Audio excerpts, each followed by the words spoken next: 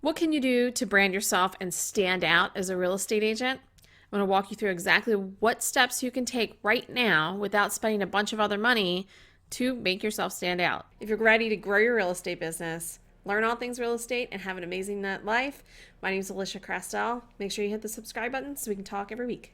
I basically went from zero sphere to a mom of three, very busy, not a lot of time to build a brand.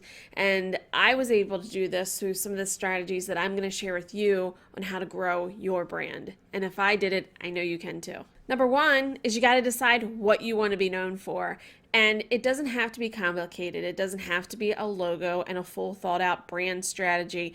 Just pick a favorite color or what you like to do or something you like to eat.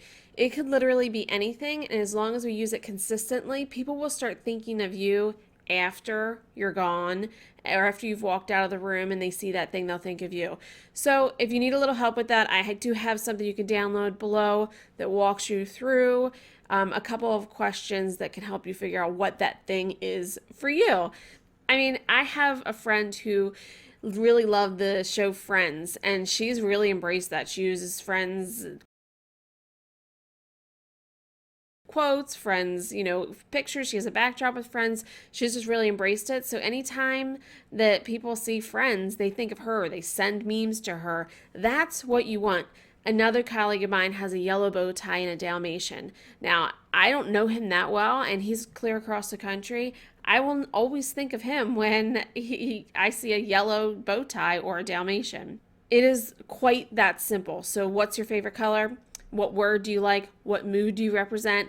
Like for me, I love crabs, so I started incorporating crabs into everything, and now people will message me crab lady, or someone even from the real estate industry, like colleagues will message me crab lady, or a client will send me a meme from a crab, or send me something that they saw out at the grocery store that has crabs on it. Whenever they see crabs, they're thinking of me. I know that's a random thing, but I'm from Maryland and crabs are a big deal in Baltimore here, so that's why one of them's a crab. Number two is to create content so people are actually seeing that thing in relation to you over and over again. So like I said, that people sometimes, a lot of times, associate me with crabs. So I will have crabs on some of my posts. I will post about crabs. Anytime I see something outside, like that's real estate related, like a floor mat or like a towel in someone's house or a piece of art, I'm taking a picture of that and putting it in my Facebook stories. I'm putting it in Instagram stories on my Facebook page.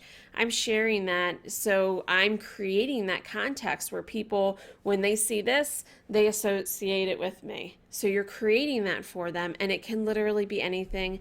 If you post and you use the same color all of the time, eventually people will start thinking that posts with that color are yours because you're very consistent with it. Another part of creating content is video, and video is so important because it not only helps you with your current relationships, it deepens those relationships with people that you meet so fast that nothing else can match it. They get to know you so quickly through your video because, like right now, you have got to be thinking something about me, like, am I a jerk? Am I trustworthy? You know that right off the bat, that if you hadn't seen me on video, you might not be able to sense that. So please, video is king in deepening those relationships. Live is a great strategy if you don't overuse it, because people will get the notice that you're live, the little thing with your face on it, and they'll get to know your face over and over and over again every time you go live.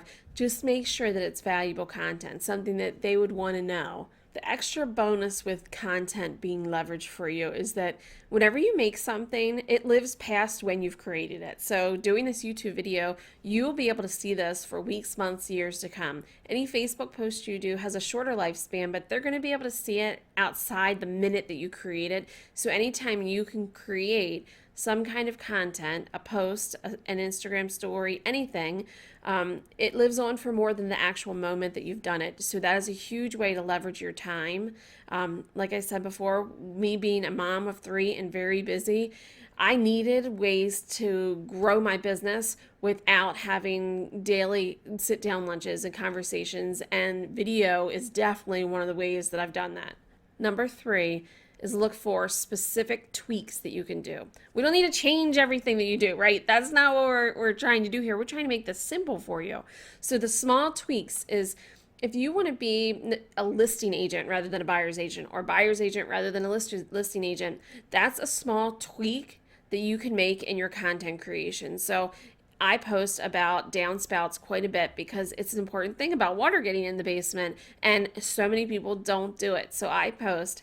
And now, if you want to do it toward listing, the language for the listing part, and you want to attract sellers rather than buyers, you want to talk in language that would appeal to a seller. So we'll have the picture of the downspout and say, all my sellers get this right, or this amazing seller did an awesome job with the downspouts. This is one of my pet peeves and she nailed it.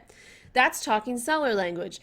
If you want to use the same exact picture, you can use the same picture in your Facebook feed a month from now. People won't know. It's fine.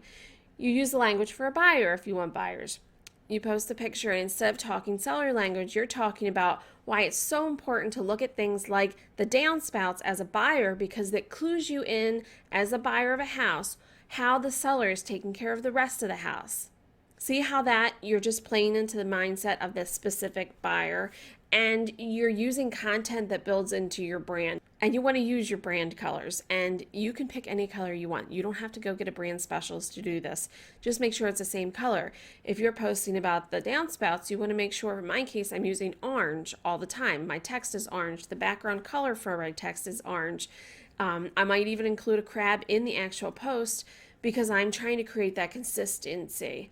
And just a little tidbit on that, those posts about being specifically for buyers and sellers, that has an underlying meaning or an underlying note that I am all about standards. I'm all about quality. I'm all about these little details and getting results for people.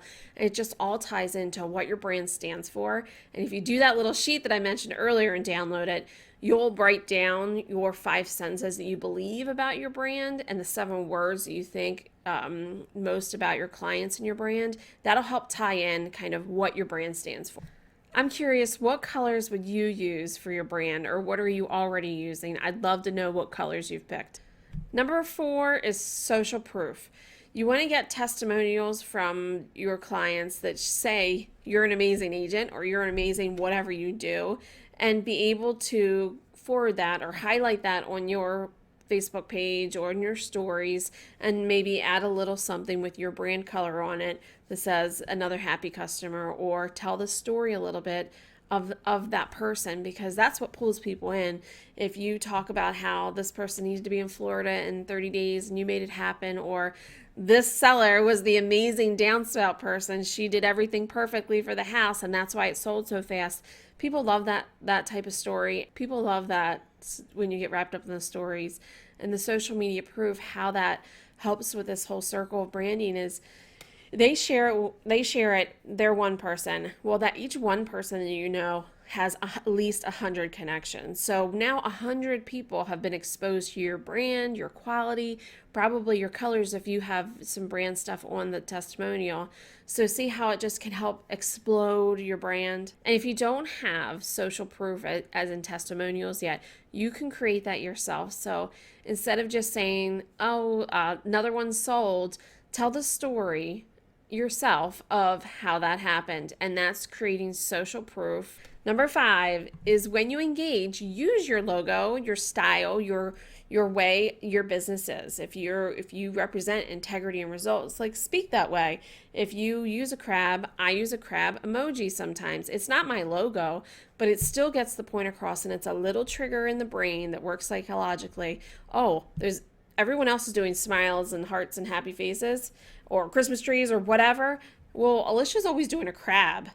It may just make them wonder what the crab's about, or maybe they already know, and it's just reinforcing when they see crabs, they think of me. Number 6 is the most fun one. It's don't give any craps about what anyone thinks about your logo, your brand, what you stand for, because the best thing is, the more you are, is you're going to repel people who would not be a good fit for you, and you're going to attract people who would be the perfect fit for you. So the more you do that, and the more you can just be you and be what you stand for, the better your business runs, because when you attract those amazing people, they're going to refer amazing people. If you're not being yourself and you attract those people who like you for not who you are, you're going to get people like that again. So you want to just be yourself all the time. I want to make 100% sure you know that you do not have to be this loud person who wants to be the center of attention to have a brand and make this brand awareness work for you and help it build your business. I'm actually a pretty quiet person, and because I'm able to do this in such a systematic way, it's helped me so much. Like I can use the crab emojis. I can do the little things that I do to help build my brand without standing up in the middle of parties and saying who I am and why you need to use me as an agent. So I hope that that point is definitely taken. If this has been helpful for you at all, please give me a thumbs up and a comment down below, because that helps YouTube know that this is a good content and other people need to hear it. I also have a video on which side, this side, that tells you all about branding and some more specifics on what to do and stickers and where to get things like that. And hit the subscribe button if you are interested in chatting again and talking more about building your business by referral.